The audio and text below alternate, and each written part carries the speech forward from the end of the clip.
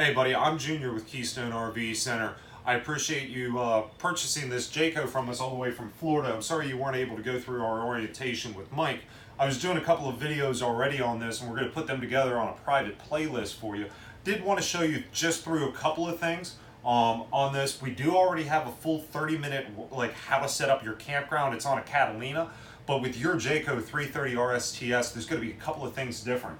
So there is a TV antenna booster located behind the TV that you'll actually pull out, and what it will be is you'll see one that'll have a cable jack coming out of it, like an actual coax cable, and then you're going to have another one that's just where a cable would connect. That's if you want to run portable satellite dishes. And then there'll be a little switch off to the side that when you press it in, you'll get a green light.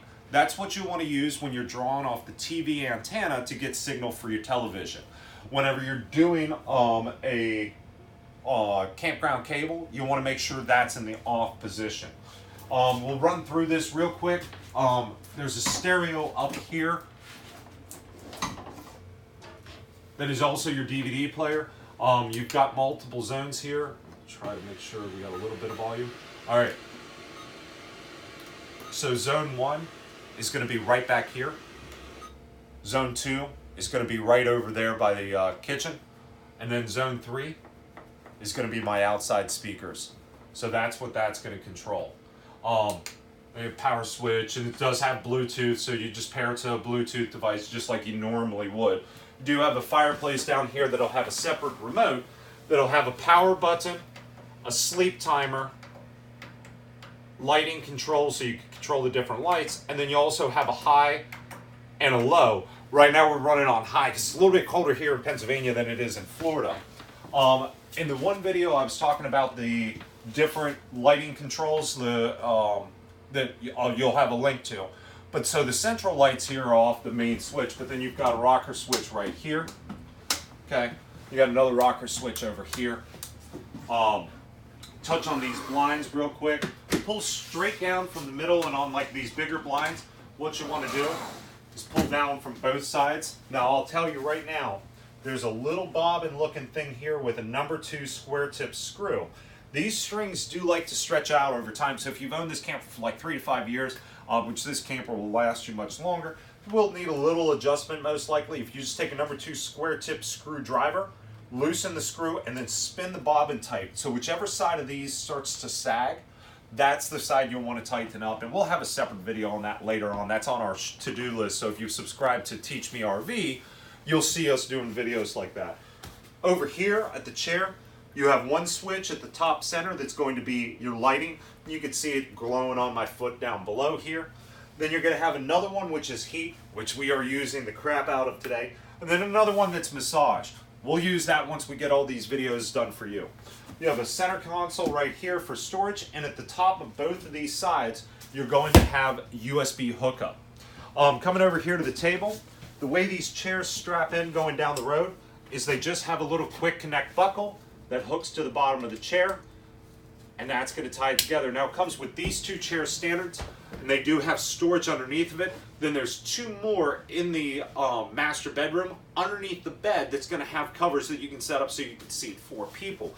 When you do that, what you want to do, lift the table up, and it does have a little shock absorber to help hold it up. Slide this piece all the way out, and I like to make sure it is all the way out so I don't rub the edge when I come down here. And then I can butt it tight. And that gives me a little bit more extension, and as you can see, it does come with these covers. You do have a 110 outlet right down here, so if you plan on doing some mobile work, you can do it right off of here. And then this actually will have a quick control on this wall, and there's one in the kitchen too that I can control a lot of these remote control lights off of here. Dinette, ceiling,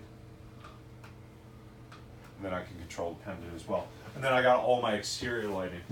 And then we should have a light switch right around here for this guy somewhere. Oh, Moyer, flip that switch for me real quick. Is that up? Nope.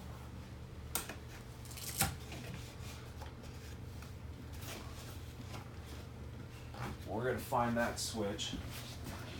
Moyer, have you been on this one before? I'm not. they may have done away with it.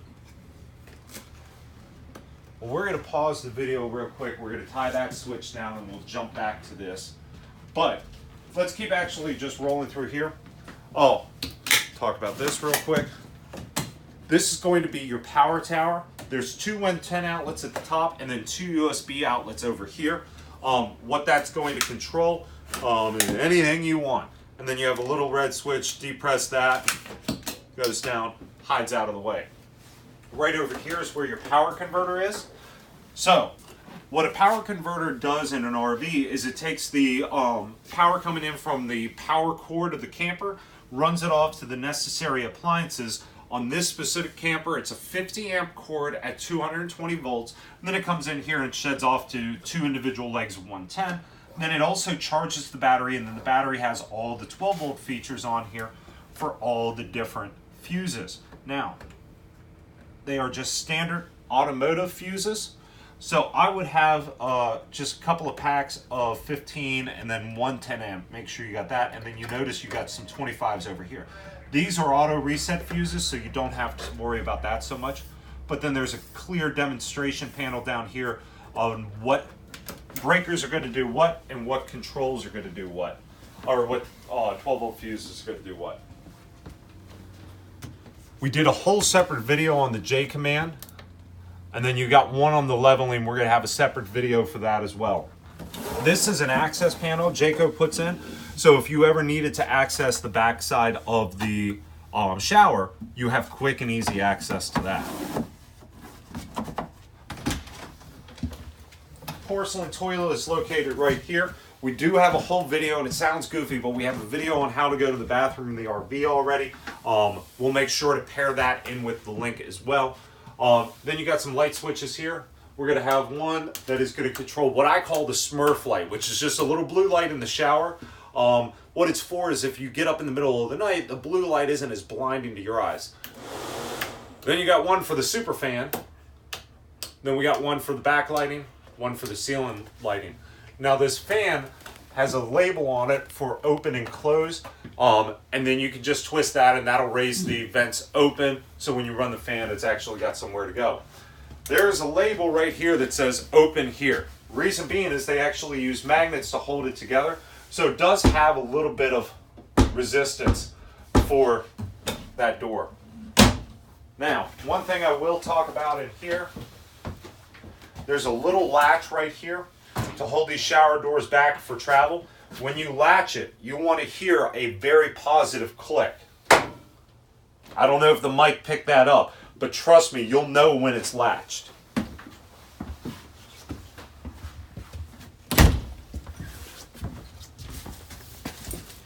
You've got an owner's packet here with all kinds of goodies in here for everything, including, it's got this little marker in here.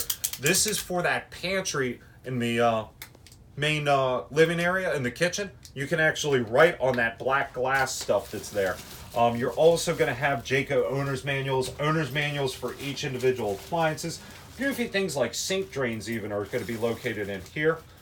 And now, I can tell you where I put it today, but I can't promise where it's going to be after we go through this unit. What we're going to be doing is a pre-delivery inspection, a PDI. We're going to go through this unit from front to back, side to side, check everything out. This is also going to have the backup camera. I'll make sure to mention to Mike that they make sure they pair everything up for it. We have a whole separate video on this as well, which I'll put on the playlist for you too, so everything's put together. To make sure we get that together for you.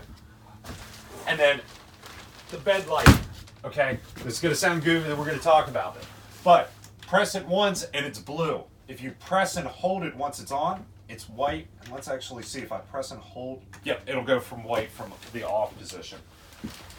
We do have a 110 outlet right here beside the bed. And then directly beside that is a little thing that says Xantrax, and that's XAN and then some other letters. If I press on that, that's actually what turns the power on for the inverter. And you'll see when it's on, the little display will come up.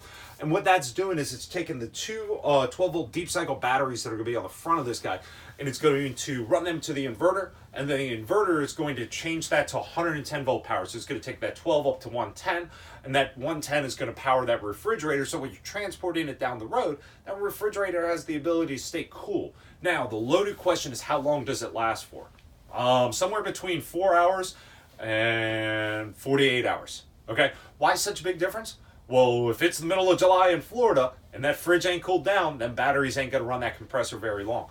If it is the middle of January in Pennsylvania and that fridge is already chilled down, man, that's going to last a long time with very little battery input. Aside from that, there's a lot of stuff in here that we've already been over at this point. You do have the washer and dryer hookups. Thought so. No more? I'm not seeing them. Retract my previous statement.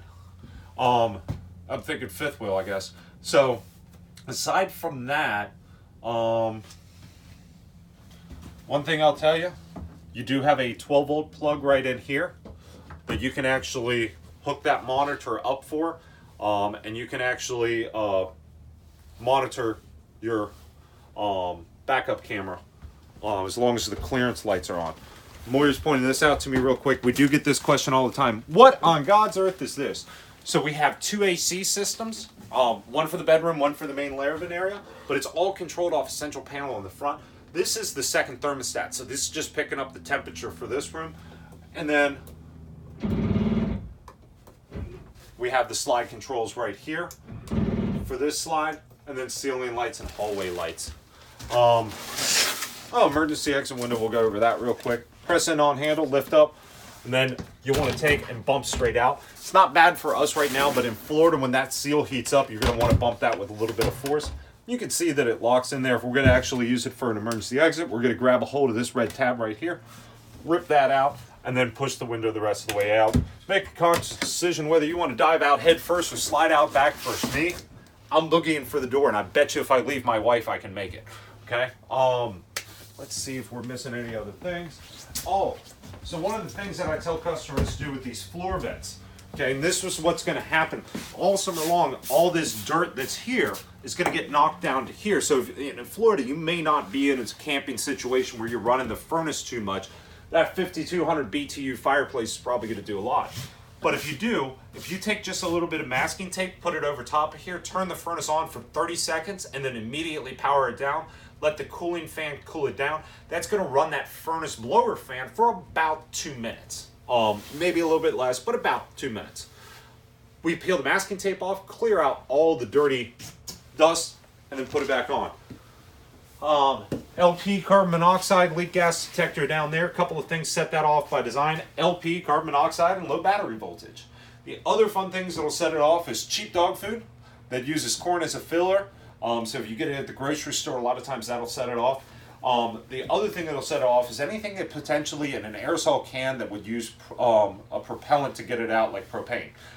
Hairspray, bug spray, spray suntan lotion, even spray cooking spray sometimes will set that off. So Pam, my advice, I was born in South Carolina, use more butter. That works out great. Big microwave over here. Microwaves do microwave things. Other than that, pretty straightforward. It's there. You do have a plug for it right there. So a lot of times people will pull something out of here and this plug will get undone. If you're storing the oatmeal or something in there, or the grids, whatever, when you pull it out, it'll knock it loose. Some USB outlets back here by the sofa. Let's show you how the trifold sofa works. Pretty straightforward. One thing I recommend, take your hand as a flat surface and swipe. What I'm trying to do is break this Velcro loose without actually pulling on the sofa. That way I'm not pulling on the fabric so much. So when I do this, it's not tearing up the furniture. So you can see we just removed those pieces. Lift this straight up. Once I get to this about here, I'm going to flip my arms out, grab my sofa, pull it out, drop it down, close it up like that. But that's all I can think of right now. We got a ton of videos on that Teach Me RV. If you need anything, contact Mike or comment down below any of our normal videos. This is going to be a private playlist video just for you. Aside from that, check out the rest of the videos. If you make a comment and go, hey man, I need a video on this, I will do my best to get it shot for you. Thank you so much for your business. We greatly appreciate it. Have a great day.